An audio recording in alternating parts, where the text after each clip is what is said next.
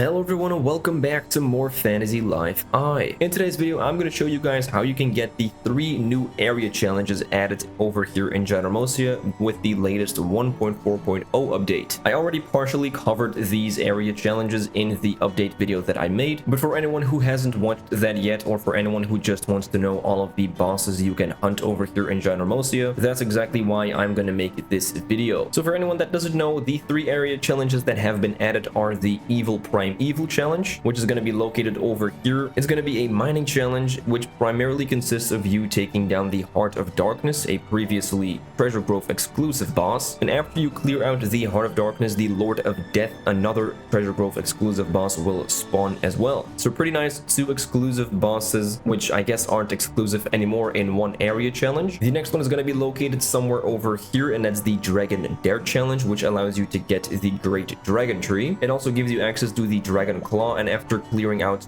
both of those 2 resources, a Nab Dragon and Prairie Dragon spawn as well. So yeah, a lot of bosses in this one area challenge, but you primarily just want to do it for the Great Dragon Tree, of course, which was before a Treasure Grove exclusive boss. And then the final challenge is actually going to be located right over here. That's going to be a fishing challenge called the Lordly Shark. It's going to feature a Godfish and a Poseidon Swordfish, 2 previously Treasure Grove exclusive bosses. So that's very nice. And apparently after clearing out those 2 boss fish, a new enemy is also going to spawn. I think its name is the Mega Bitey Shark. I don't think it actually drops something special, but we'll see when we get to that point later on in the video. So if you want to get these challenges for yourself, you need to have an area rank of at least 5 for the Primeval challenge over here in the Multana Wastes. You'll need an area rank of at least 5 for the Dragon Dare challenge over here in Scorch Rock Mountain. And yet again, you'll need an area rank of at least 5 over here in the Fangshore Isles for the Lordly Shark. So what I'm going to do is I'm just going to position myself over here. I'm going to change the area rank settings. I'm going to have to go to 4 and back to 5 every single time. I'm going to check my map, and if there is any mining challenge over here that has the possibility to be the Primeval challenge, if I don't see that, I'm going to go check over here, which is where the Dragon Dare challenge should appear. And after that, I'm going to check here next to the cave to see if any fish challenge is there, because that is where the Lordly Shark challenge can appear. You'll probably have to do this for quite a while because these challenges have a very low spawn rate, which is definitely done on purpose because, as I mentioned before, a lot of the bosses over here were previously Treasure Grove exclusive. So I don't think level 5 wanted to just give us these for free. We still have to kind of try our hardest to actually get these materials. Alright, here we go. It took me 8 minutes to spawn one of these 3 events, but I could immediately tell over here that this was the Lordly Shark fishing event, or area challenge I should say, because you can see the boss fish over here, which is going to be the Poseidon Swordfish and the Godfish, as I mentioned before, which I actually haven't even gotten yet, so that's cool. Going to be added to my encyclopedia. So yeah, it's not really necessary to actually go over here and check the like the name of the mission. You'll immediately notice that it is the right one if you see those 2 crowned fish there. This also confirms, at least for me, that you don't need to have gotten these bosses before, because as you saw, I do not even have the Godfish in my encyclopedia, but this area challenge was able to spawn. I don't know, because it was taking so long, I thought that might be an issue or something, but it definitely isn't. You can get these area challenges as long as you have an area rank of at least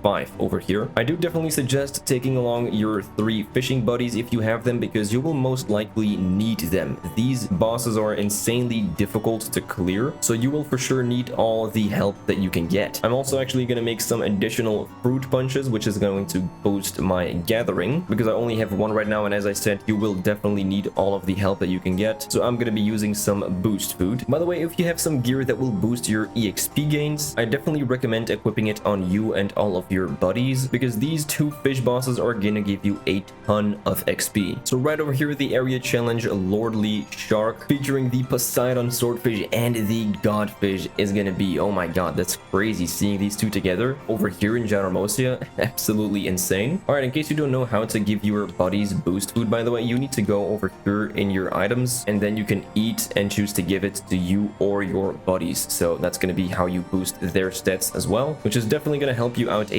ton when taking out these bosses. I guess I'll try going for the Poseidon Swordfish first. Let's see how difficult this is, man. I don't think I have the best rod possible. Actually, am I using the Rod of Time? I don't even know. All right, let's see. Lucky, I'm not good at doing boss fish, but yeah, as you, I'm doing some damage.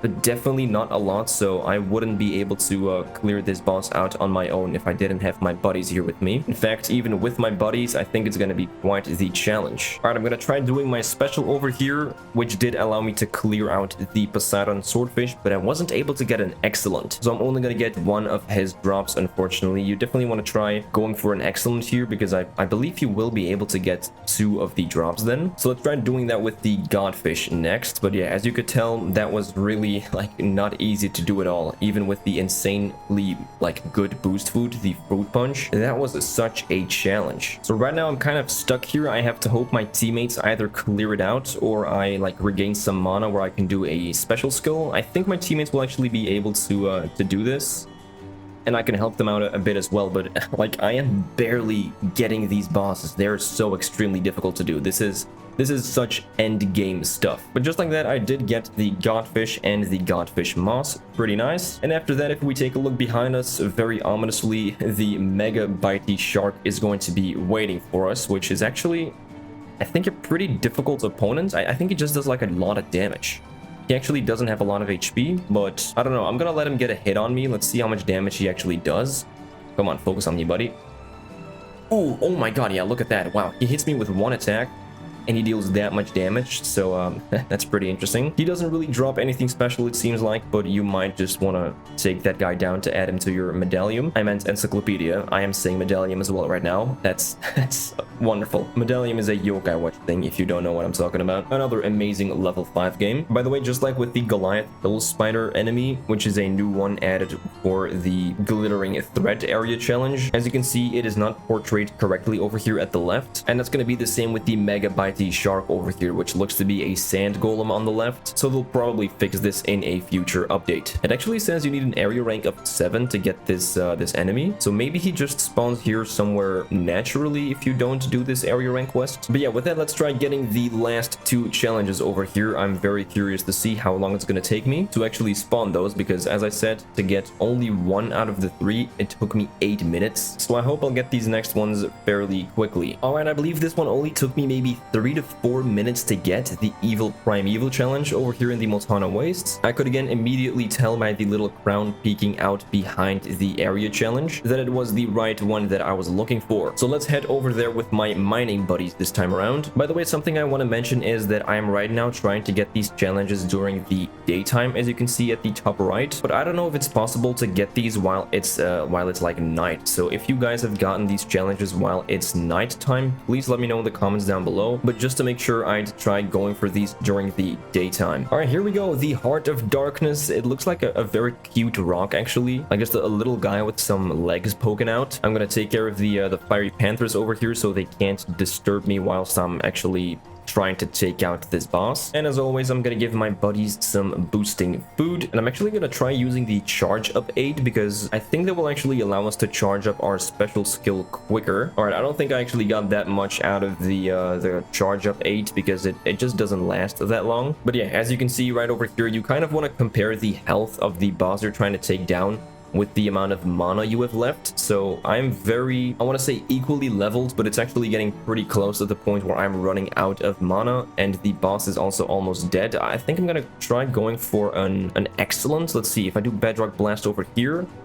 That does actually give me an excellence. Okay, as you can see right over there, the Lord of Death has also spawned. He wants to play with us a little bit as well. So we got 2 Sultan Stones and 2 Sultan Hearts. That is perfect. So you can get double drops from these resources. Anyway, let's focus on trying to take down the Lord of Death next, which you need for his, what was it again? Like the evil shard thing, I think. He's actually pretty easy to take out, as you can see. So he has an heated face, but it doesn't really seem to do anything. I think he just maybe gets some more attack stats or something. I don't know, but he's literally so easy to take down. I am fighting him alone, and like no problem at all, literally nothing. So just like that, I was using the item drop armor. So let's see how many evil shards he's going to drop. Only one. So one evil shard and one giant scale, or like giant shard. One giant scale. Okay, cool. Apparently the Lord of Death together with the Crystal Behemoth, which both are Treasure Grove exclusive bosses, are the only ones that can drop the giant scale. I guess right now the Lord of Death is no longer a Treasure Grove exclusive boss. So if you need some giant scales or evil shards, definitely try going for this area rank challenge. Same with the Sultan Stone and Sultan Heart, of course. I definitely did some item duping for these items. But with that, let's try going for the final challenge, which you've already seen in my update video if you saw that one. And that's going to be the Dragon Dare challenge. So I'm just going to go right over here. I'm going to keep refreshing the area challenges next to the tower. This way I probably won't have to actually zoom out of the map, and I can just open the map, close the map again, change my area ranks, and it should be very easy for me to tell if the Dragon Dare challenge is there or not. You have got to be kidding me. I literally tried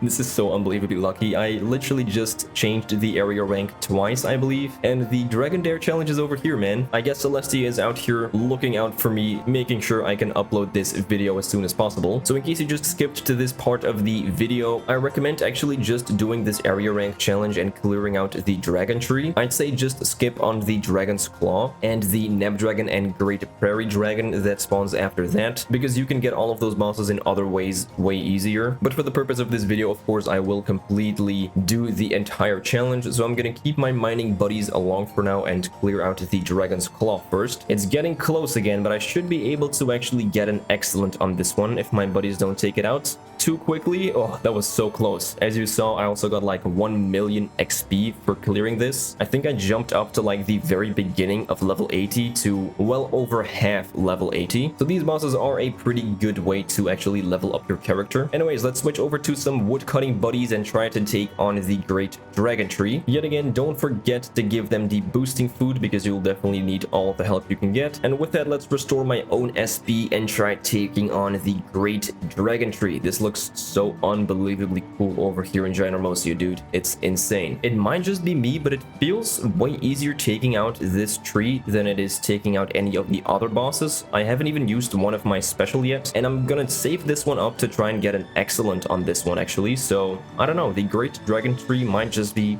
a lot easier than all of the other bosses. All right, I think using it over here should give me an excellent gather. Yup, just like that. Also got over 1 million XP.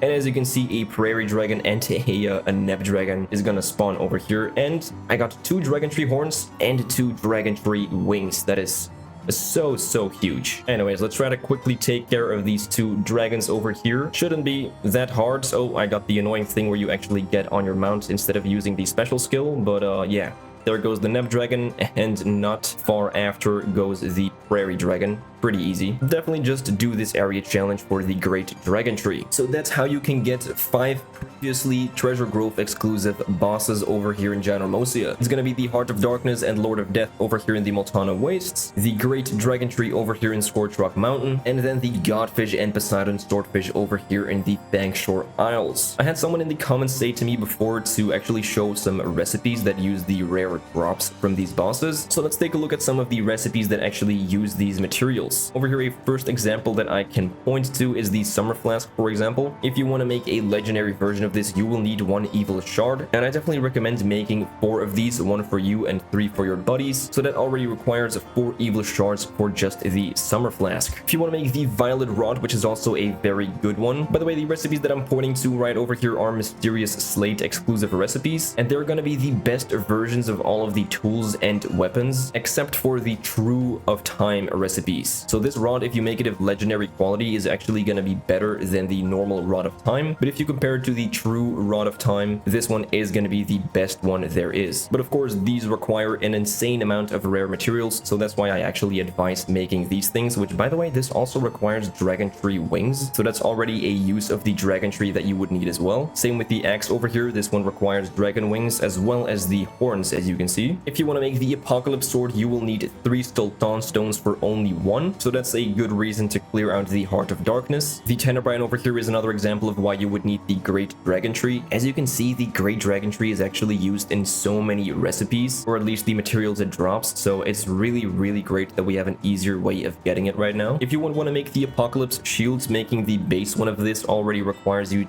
2 giant scales, so that could be a reason for you to clear out the Lord of Death as well. Same with the Evil Shard, by the way, that is also dropped by the Lord of Death. So as you can see, the materials that these bosses drop are used in quite a few of the most powerful recipes in the game, which is exactly why it's so nice that we right now can access 5 of these bosses through these area challenges. So with that, as always, thank you so much for watching. If you enjoyed this video or found it helpful and you want to see more stuff just like this, definitely don't forget to like and subscribe if you haven't done so yet. Not even 5% of the people watching my videos are actually subscribed, so I would appreciate it a lot if you would do so. Now with that, I'll see you guys in the next one. Alright, later.